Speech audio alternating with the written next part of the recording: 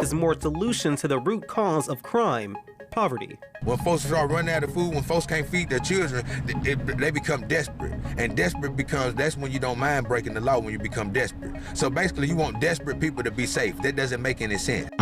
There's no pleasing these people. You go in, you get crime down, you find missing children, you make arrest of gang members, you break criminals in pieces by arresting them. You find numerous amounts of guns, but they're still complaining. They don't do nothing for us not having no food.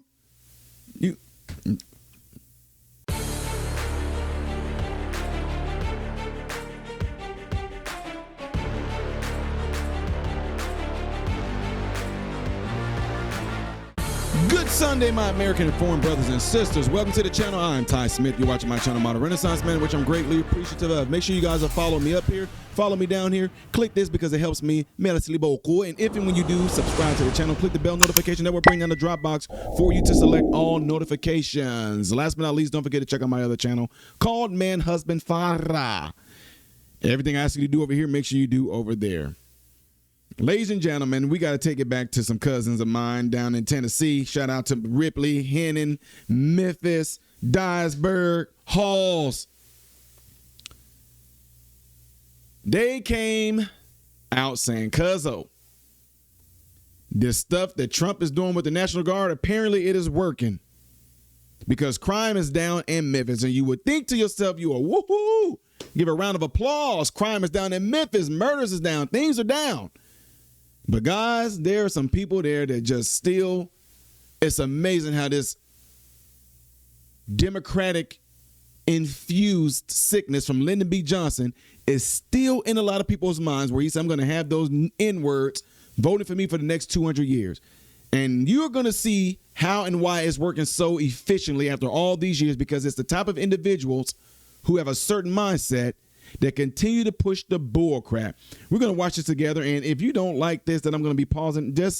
I don't understand why you would watch this instead of going on your own and watching this yourself. You can easily go over to, go on YouTube that you're watching right now or whatever, and go pull this up right here. WREG in Memphis. All right. But anyway, let's get to this story because I am going to be paused because I want y'all to know certain things that are said that you don't even realize is being embedded in your subconscious, and you will roll with it and say the same exact thing some of the people in this video you're about to hear say.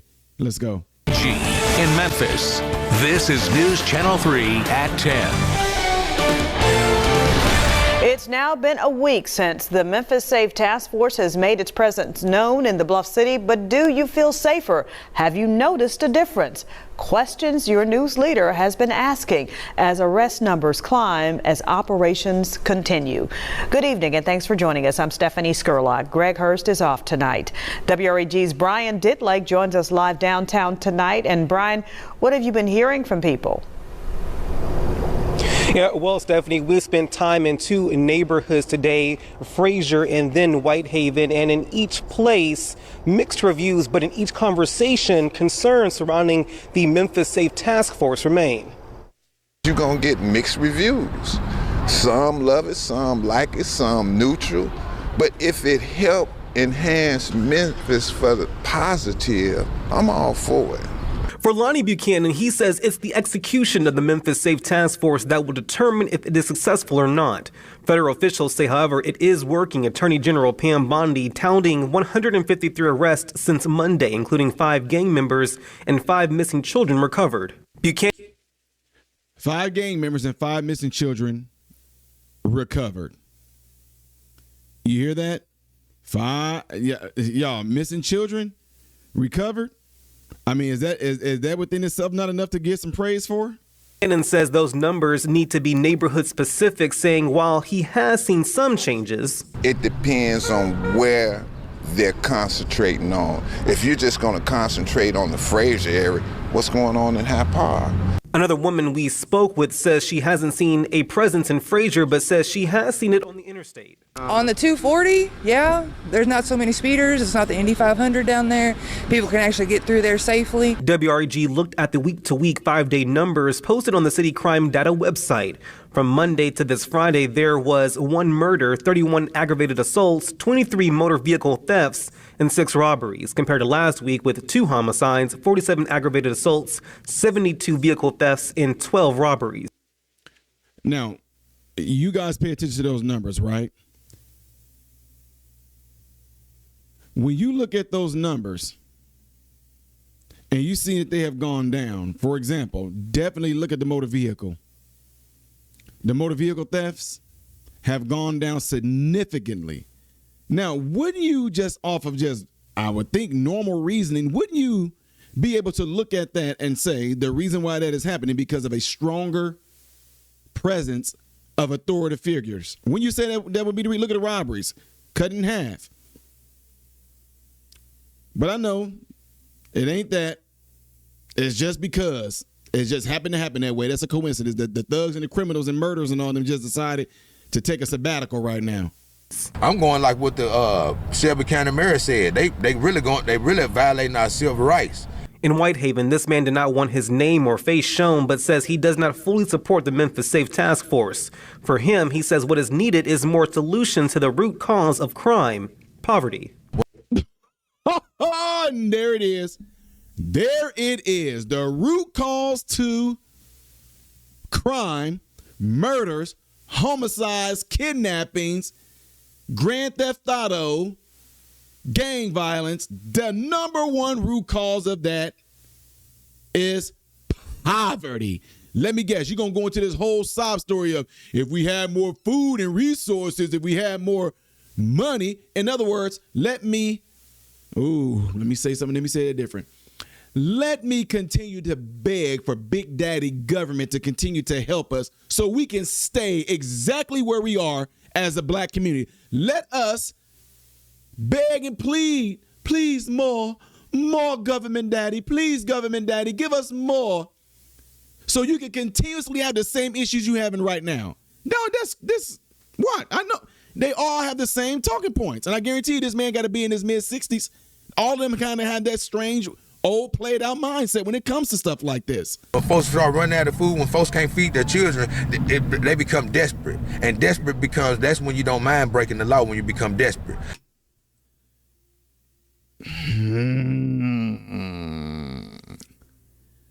Y'all want to hear it again? Of crime, poverty. When folks start running out of food, when folks can't feed their children, they become desperate. And desperate becomes, that's when you don't mind breaking the law, when you become desperate.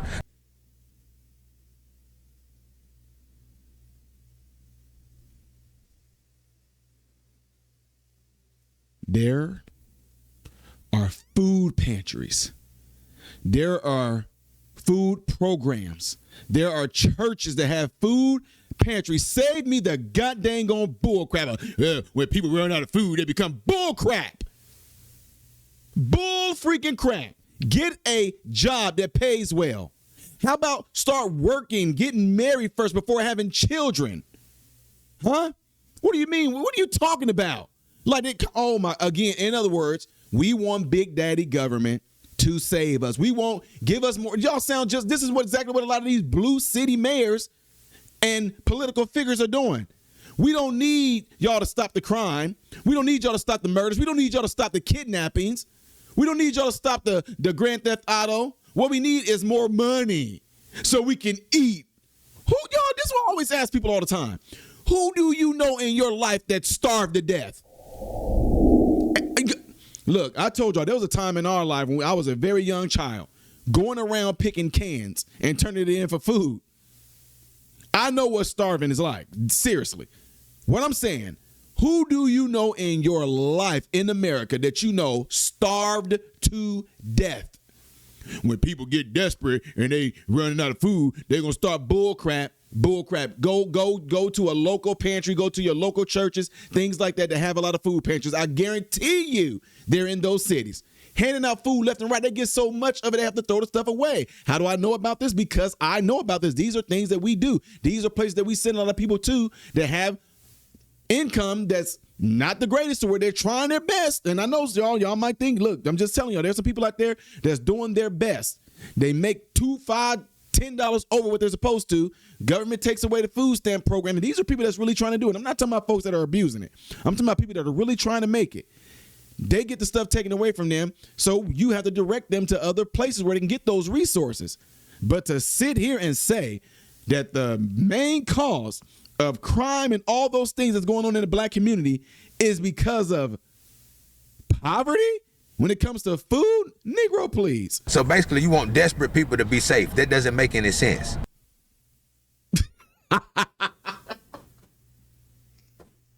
So like places like Chicago, Memphis. So y'all kids getting shot up.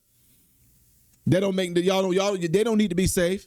Memphis, Chicago, St. Louis. Kids getting shot by stray bullets. Innocent bystanders getting killed and ran over. Y'all don't need nobody to come in and fix that. Y'all don't need that.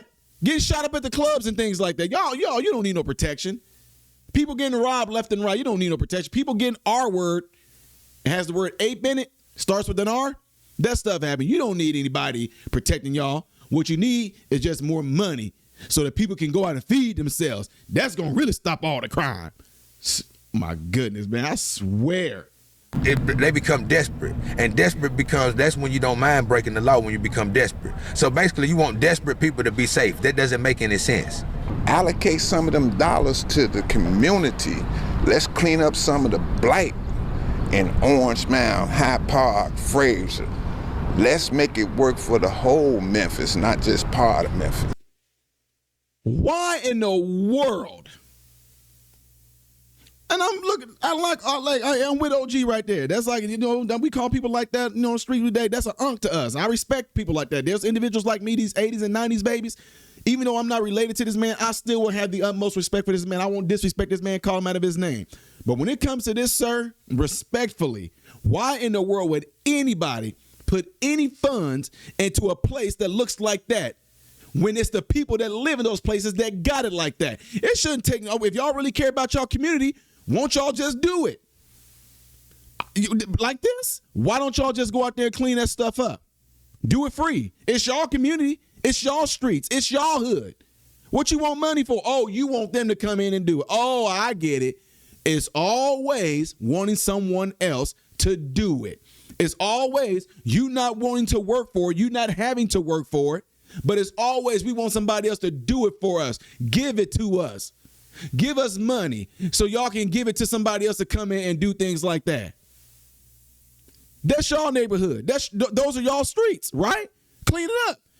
I doubt that anybody's going to be pissed off if y'all went and tore that right there down and then went down and talked to the city. Hey, we got this such tore down. Like, forget, in my neighborhood, look it up right now if y'all don't believe me. Look up 1134 or 1130A North College in Decatur, Illinois. A lot that look just like that in our neighborhood. We completely tore all that stuff right there down. The city saw what we were doing. They helped us out. They drug all that stuff right there away.